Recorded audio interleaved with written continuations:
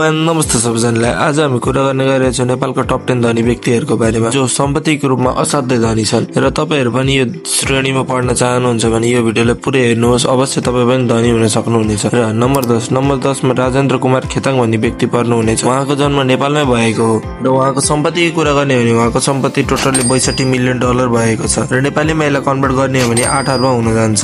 र उहाँको यो यत्रो सम्पत्तिको स्रोतको कुरा गर्ने हो भने उनी खेताङ ग्रुपको चेयरपर्सन हुन् र उनले थप व्यवसाय जस्तै कि commercial goods and insurance, banking तथा रियल इस्टेटमा पनि उहाँले संलग्नता देखाउनु भएको छ। 9 नम्बरमा बलराम चेन्ड्राई भन्ने व्यक्ति पर्नुहुनेछ। उहाँको जन्म अक्टोबर 1958 मा भएको थियो र उहाँको टोटल सम्पत्ति अहिलेसम्म 70 मिलियन डलर हुन जान्छ र यसलाई नेपालीमा कन्भर्ट गर्ने हो भने 9 अर्ब हुन्छ। र उहाँको सम्पत्तिको स्रोतको कुरा गर्ने हो भने उनी हङकङमा बस्ने एक सफल नेपाली बिजनेसम्यान हुन् र उनी चेन्ड्राई ग्रुपको पनि ओनर हुन् र साथैमा होरिजेन्टल ई-कमर्स एन्ड लिमिटेडको सीईओ पनि हुन्। र 8 नम्बरमा पशुपति जन राणा भन्ने व्यक्ति पर्नुहुनेछ। उहाँको जन्म काठमाडौँ भ्यालीमा भएको थियो र उहाँको टोटल सम्पत्तिको कुरा गर्ने हो भने उहाँको टोटल सम्पत्ति 62 मिलियन डलर र नेपालीमा कन्भर्ट गर्ने हो भने 11 अर्ब हुन जान्छ। र उहाँको टोटल सम्पत्तिको स्रोतको कुरा गर्ने हो भने उनी पूर्व ग्यास आयल निगमको ओनर हुन्। उनको सम्पत्तिको स्रोतको साथैमा उहाँको थप जानकारीको कुरा गर्ने हो भने उनी नेपाली राष्ट्रिय प्रजातन्त्र पार्टीको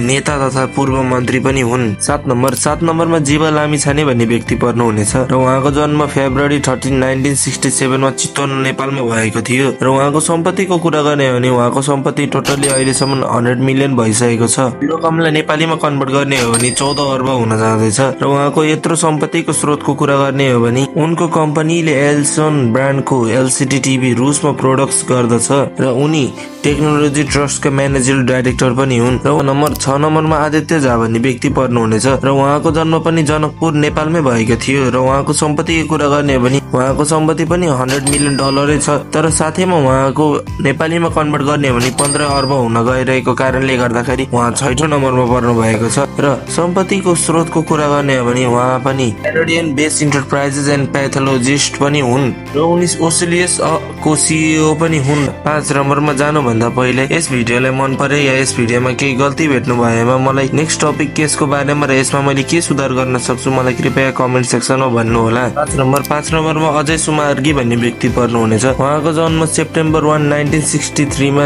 हेटौडामा भएको थियो र उहाँको पनि सम्पत्तिको कुरा गर्ने हो भने उहाँको सम्पत्ति 200 मिलियन डलर हुन जान्दछ र यसलाई नेपालीमा कन्भर्ट गर्ने हो भने 28 अर्ब हुन जान्छ। र उहाँको पनि यत्रो सम्पत्तिको स्रोतको कुरा गर्ने हो भने उनी मुक्तिश्री कम्पनियन्स एन्ड ग्रुपको सीईओ र चेयरपर्सन हो।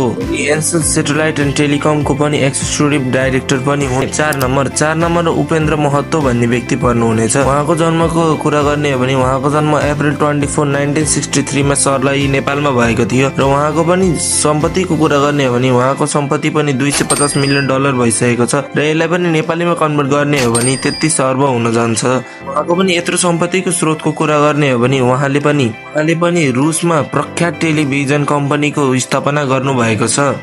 अरु थुप्रै व्यवसायहरूमा पनि लगानी छ जस्तै कि e-commerce, development of different type of electronic things and real estate and Ncell कम्पनीको उनी मेजर इन्भेस्टर पनि हुन्। नम्बर 3 मा जमुना गुरुङ भन्ने महिला पर्नुहुनेछ। उहाँ एकमात्र महिला हुनुहुन्छ जो टप 10 को श्रेणीमा पर्नुहुनेछ र उहाँ नेपाली नै हुनुहुन्छ। उहाँको सम्पत्तिको कुरा गर्ने हो भने उहाँ पनि 260 मिलियन डलरको सम्पत्तिको धनी हुनुहुन्छ र उनलाई नेपालीमा कन्भर्ट गर्ने हो भने 36 अर्ब हुन जान्छ। उनको सम्पत्तिको स्रोतको कुरा गर्ने हो भने उनी पनि मेलब्रोनी कम्पनीको को-फाउन्डर र म्यानेजर डाइरेक्टर हुन्। र नम्बर 2 मा शेष घले भन्ने व्यक्ति पर्नुहुनेछ। उहाँको जन्म सेप्टेम्बर 1, 1955 लमजुममा भएको थियो। उहाँको टोटल सम्पत्तिको कुरा गर्ने हो भने उहाँको टोटल सम्पत्ति 1.18 बिलियन डलर भएको छ र यसलाई नेपालीमा कन्भर्ट गर्ने हो भने 158 अर्ब हुन जान्दछ।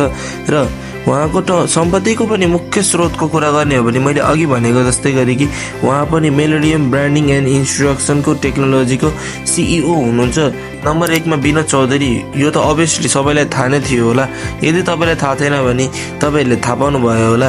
र उहाँको टोटल सम्पत्तिको कुरा गर्ने हो र उहाँको जन्म मितिको कुरादेखि विस्तारमा सबै कुरा गर्ने गइरहेको छु र तपाईँहरूलाई बोनसमा 2-3 कुरा थप पनि भनिदिन गइरहेको छु।